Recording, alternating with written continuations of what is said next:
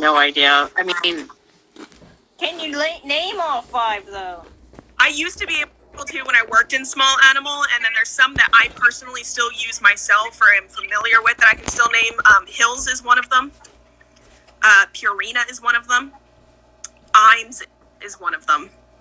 And the other 2 I can't remember because I've never used them and really haven't had any intention to use them. And the other thing too is that Hills and Purina both actually have a veterinary program. So if you work in veterinary medicine, because they are all like run by veterinarians themselves, you get major discounts if you can prove that you work in an animal hospital. Like they will heavily discount your pet's food. Yeah. Especially if it's like one of the medicated foods. And the reason that they do that is because they're veterinarians. Like they get it. So techs, assistants, kennel aides, veterinarians, they can get discounts on this food because veterinarians made it, veterinarians back it, veterinarians are supporting other veterinarians. And so it doesn't matter if you work in equine med like I do versus small animal med. My dog is on a sensitive skin and stomach formula because she's a pansy. And, I get a discount on that to help take care of her. And I know what I'm giving her because it is actually backed by veterinarian science. And it's the same thing in horses. How many food brands are actually backed by veterinary science? And so, Purina, that one I know. And that's one of the things that we need to keep in mind all the time too, because, dog food is one of those things like you see it on commercials. So it's easy to talk about when you're trying to describe this stuff, right? You walk into PetSmart and there's 6 aisles of like different dog food brands. A lot of them are designer. A lot of them are not backed by science. And it's the same thing with a lot of these, horse grains and supplements and medications. A lot of them are designer. They're following the fads. They're what people are currently paying attention to and what they're willing to, what they think is working. A lot of human medicine does transfer over to animal medicine. That's how we get a lot of some of these things. Like one of the big ones right now is a new metabolic drug that's being used, and it's primarily used in human diabetes. And I'm not going to pronounce it because it's awful to try to pronounce. I think it's... Come on. Say it. It's ertugliflozin. But that's how it works. And so they know that people are paying attention to supplements for people. And so they try to mimic those supplements to sell them for you to give to your animal. And a lot of times it's not correct. The dosing isn't correct. It's not backed by science. And let's face it, right? You can eat chocolate, but your dog can't. So you can't always just say like, oh, well, if I can take it, my horse can have it. Hey, that comment for you, Michaela. Oh, is it? Hold on. Yeah. I'm like, that's for you. I know. I was waiting for her. Total equine. That pizza's gonna be so cold. Well, my other half isn't home yet either, and I always make him cut it because he went to culinary school and he cuts straight lines and they're all even slices. It's beautiful.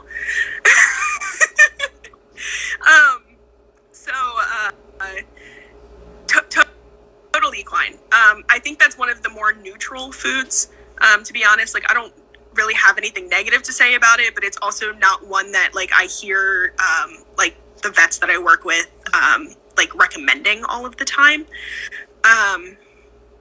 So I can't say one way or another on that one. One of the biggest things really to keep in mind with all of this, because I can sit here and talk about the science and the veterinary backings all day, is that if it works for your horse, then great, keep doing it. And the vets that I work with will tell you the same thing. I don't know anything about it, but if it's working for your horse, keep doing it. And I work with some, like, phenomenal, like, I'm not, that's not what's happening right now. But to give an idea, like, I work with some phenomenal veterinarians. They're published in multiple places. They're renowned. They've got contacts across the U.S. They deal with some of leading veterinarians in laboratory studies. Some of them have led laboratory studies on some of the medicines and stuff that we use today. Our hospital is very commonly a part of trials for, things that need to be tested in the field. And so I work with some very, very great veterinarians. And so for them to have that mentality of, I don't know what it is, I don't necessarily see anything bad. If it's working for your horse, keep doing it. That's all you can really do. Yeah. I was amazed that you can actually do that. It's hurts to do that because being old. I'm also double jointed, so. Oh, we ain't gonna talk about that. I got sensitive stomach. Ask Jamie. No, I know about the sensitive stomach, but I didn't think that would do anything. No, this is different. We'll talk about this later, children. This is very, very different.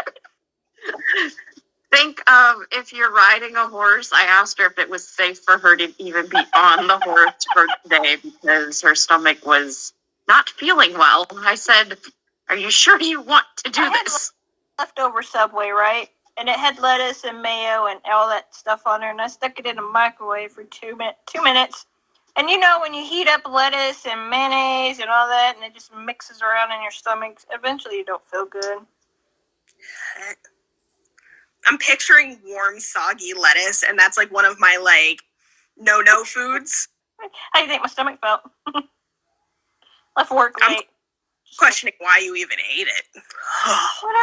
That would just texturally well, no. Being super hungry, I didn't even think about taking the lettuce off. I was like, food. I purposely don't buy any of my sandwiches with lettuce for the sheer fact that I know that I won't eat it past. People look at me crazy all the time because I never want lettuce on any of my stuff, and I'm like, if it's warm, I'm not eating it. It was good though. I'll give it that. Going down. Yeah. But, going back to what you were saying, Michaela, as far as the supplements or the feed or whatever, I do think that's right. Where if it's working, great, then stick with it. Because, I know for myself, personally, I struggle to eat red meat, especially pork. I will be stuck in the bathroom for the rest of the day if I do. Yeah. Whereas my husband, he can eat whatever he wants, not gain a pound. I look at food and I gain 5. Yeah. I've had horses in the past that I think he was a yearling or a 2-year-old. He got so fat on the cheapest grain that I could find. And I was like, well, it's cheap. I thought maybe he would starve or lose some weight. He gained weight. He looked like a fat hippopotamus, and my mare colicked on it. I'm glad that you brought that up. 3 times. I'm really glad that you brought that up. And I think that this would make a great conversation for another time is some of the nutrition of things. Especially since we're in winter and we're starting to discover, some of the horses we purchased at the beginning of spring aren't as easy keepers as we thought they were. So I would love to have that full blown conversation, but we're going to need a whole conversation for that one, unfortunately. Yeah. But sometimes cheap isn't always not filled with nutrition of some sense. McDonald's. Hey. Wendy's, McDonald's, Subway, any fast food, that's what I live on. Look, I'm not dissing McDonald's in the sense of sometimes you just need that double quarter pounder with cheese. Okay? You just do. And I am an aggressively salt deficient human being, and those French fries crack. All right? But the reality of it is that if morning, noon, and night all you ate was McDonald's, you are going to gain weight. You're probably going to get stomach ulcers. You could potentially colic. I mean, that's a thing. That's what's going to happen. You are going to have stomach issues because you're filling your gut with grease and lower quality nutrition and et cetera, et cetera, et cetera. And so it's the same thing on feed. I've actually heard that a few times that people were like, oh, well, I bought, a lower quality feed, because my horses were fat and now all of a sudden they're fatter. And it's like, yeah, because there's so much of that non-nutritious filler in there that is essentially just sugar and fat that, you know, they're going to build up on that instead of, you know, putting nutrients where they need to. It's like if you ate cake every day, you're going to have cavities and you're going to gain some pounds. Like, it's just, that's the concept of it. And a lot of people don't understand that. Another one that I really want to hit right now while we're talking about this is, I know a lot of people use oil in the winter to help with fat. Do not give corn oil. Just don't do it. Corn as a whole has almost zero nutritional value. That's why we poop it out in full kernels, because there's no point in digesting it. There is almost zero nutritional value. It is strictly a filler. So if you're using an oil to try to put weight on a horse, corn oil is not going to have enough nutrient in it to do anything. All you're going to do is give them slightly oiled poops. 9%. It's going down fast. Yeah. But yeah, I mean, this was like 25 years ago. I was in high school when I did this. So I remember the 2-year-old was like a project, and then I had my barrel horse, and it was my barrel horse that colic.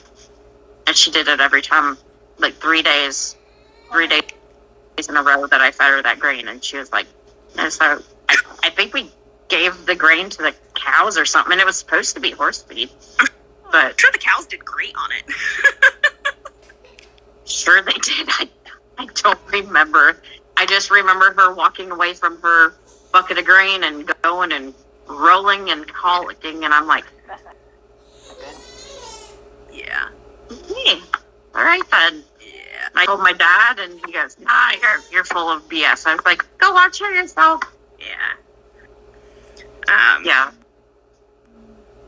No, I would love to spend a conversation with you guys talking about some colic preventatives, some nutritional additives for hard keepers, some safety and non-safety, as well as, you know, if all of a sudden you have a hard keeper who didn't used to be a hard keeper, what are some of the things that you need to start looking for doing? Because quite frankly, we're at that time of year. And Do you want to schedule that for like next week? Like we can just put it out there and say, hey, this is what we're going to discuss.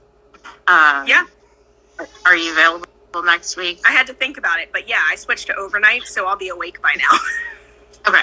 I'm back Great. to overnight, guys. Okay. Little duty. Okay. No, I mean, I do think it's something that we need to talk about. Yeah. And if, you know, trying to get people to come up with the ideas. And like I said, I got today's topic from something that somebody had submitted, and I was like, that's a different one. That could be fun. And I feel like we got really off topic, but that's fine. That's because But put me on a topic that I rant about. Don't put me on topics I rant about. Yeah. But yeah, I think we could make that a topic, and we'll just plan for that for next week, and we'll go from there. Whenever. It only drives so fast. It was But I blame Lisa. miracle I made this one because I've been stuck late at work all week. Today I got out early and did my grocery shopping. It was on the couch by the time you got started. It was magical. This is not my fault. I was trying to get off the phone with you, and then my boss's husband walked in with McDonald's for his kids and himself and his wife, and then he was feeding my daughter French fries, McDonald's French fries. And I said, if she doesn't eat healthy food, it's because of you. I said, now she's going to be addicted to McDonald's French fries. See? I was right by using McDonald's as my example. Wendy's has better fries. I'm just saying. Grocery store, those places Weird. suck because I don't go. Fun fact for you. Do you know what the healthiest fast food you can actually get is? When I make. Taco Bell. I don't eat Taco Bell. Sometimes I eat Taco Bell, but it depends on my stomach. Yep.